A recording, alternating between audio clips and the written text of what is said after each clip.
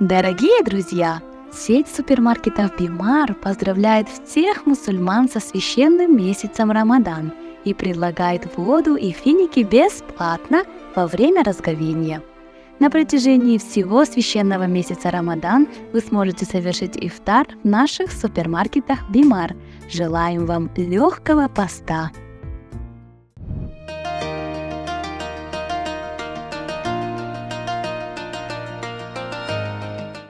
Eң негизгиси ден соолукту чыңоо маселеси. Бул негизинен ушу баланын курсакта экенинен башталат экен да. Бул мисалы үчүн эненин ден соолугу кандай чың, кандай таза, жакшы болсо, бала жакшы ден соолукта төрөлүп, бул бачымыраак торолуп, ушундай бир келечеги дагы жакшы түз болот. Аны үчүн эмне кылыш керек деген суроо бар.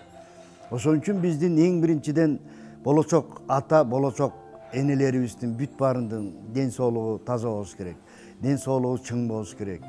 Ден соолугу чың эн атадан, ден соолугу чың, аброю түз, ички дүйнөсү таза, анан кийин келечекке кыргыз элине керектүү уул кыздар төрөлөт эмеспи.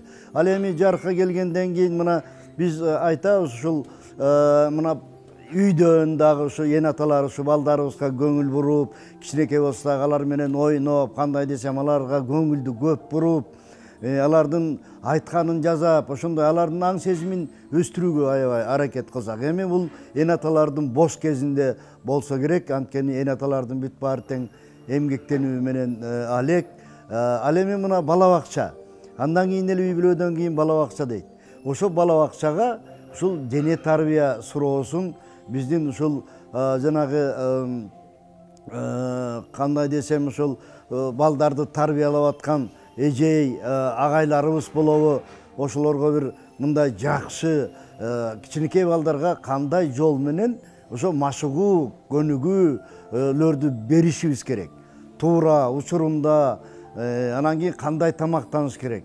Бул ден соолукту кармоо, бул эң негизгиси ушул кыймыл аракеттен да, андан кийин барып, анан туура тамактануудан, туура өзүн алып жүрүүдөн болот.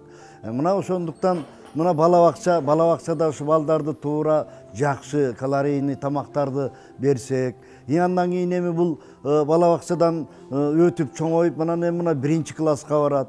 Эми ошондо мына 1-класска барганда эң негизгиси ошол биз физкультура сабагын ушу 1-класстан баштап 11-ди бүткөнгө чейин аябагандай жакшы мүнөздү алып барып, ал ошол бир жумада 1-2 эле жолу эмес, бир жумада 3-4 жолу боло тургандай кылып. Мен ушуну такай бөлүп айтам. Бул бала бакча менен мектеп окуу учуру бул кавхар мезгил да. Ошол кавхар мезгилди биз ушул эң негизгиси балдарга билим берүү жана ден соолугун чыңоо маселесин өтө көп карашыбыз керек болуп турат. Эми ошондуктан мына кавхар мезгил канчалык жакшы, анан кийин кавхар мезгил канчалык ушул туура пайдаланылып калса, анан кийин алтын мезгил. Бул алтын мезгил студенттик турмуш, студенттик өмүр. Мына алтын мезгил дагы өзүнүн атына жараша алтындай болгон, ден соолукту чың, ички дүйнөсү таза, күчтүү, сезимтал, ыймандуу, анан жанагы ушу биздин мынакей ушу ар бир тармакка керектүү кыз жигиттерибиздин ошол ар бир окууларды, ар бир окуунун түрлөрүн бүтүп, ошол эмне деген профессияны алып кетсе, ошол жакка барып, ошол тың билимдүү, туура, таза алып жүрүүнү жана болочок биздин жаш муундарды дагы өзлөрүнө окшоп жакшы тарбиялаганга мүмкүнчүлүгү жетет деп ойлойм. Эми эч нерседен коркпош керек. Оордуктан, кыйынчылыктан, жана ушул жасай албайм дебей, колуңан келген нерсени жасай берүү мына биздин аябагандай чоң милдет болуп эсептелет. Билбейм десең, ошо билбей деген бойдон каласың. Билбейм дебей, колуңан келгенди жасай берсең, сенин келечегиң кең боло турганы бул баарына маалим.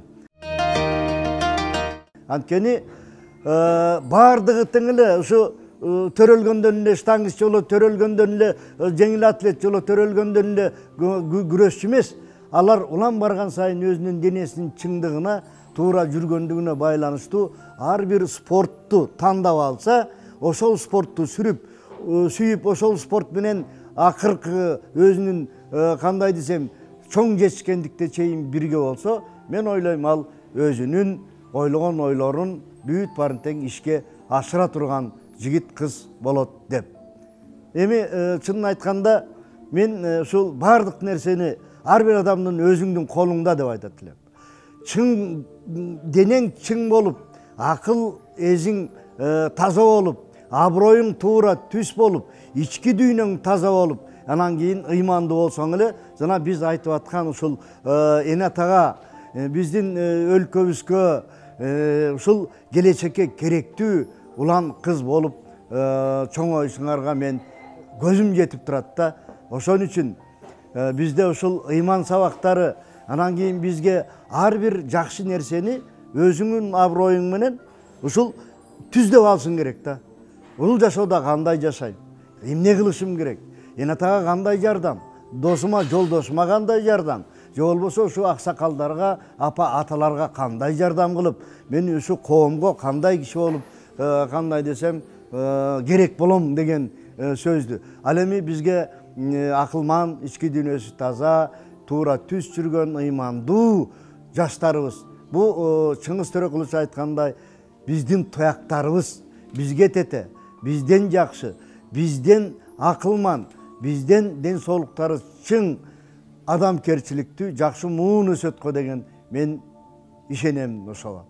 Бул мындай да негизи ар бир адам өзүнө өзү жооп бериш керек.